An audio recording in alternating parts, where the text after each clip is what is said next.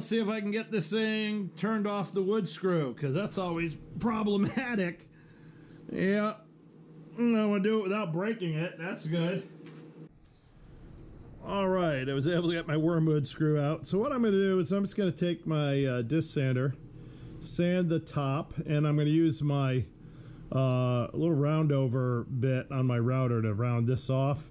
And that will be it. And this sucker will be done. And I'll show you that last step after I've done all 6 of the cutters.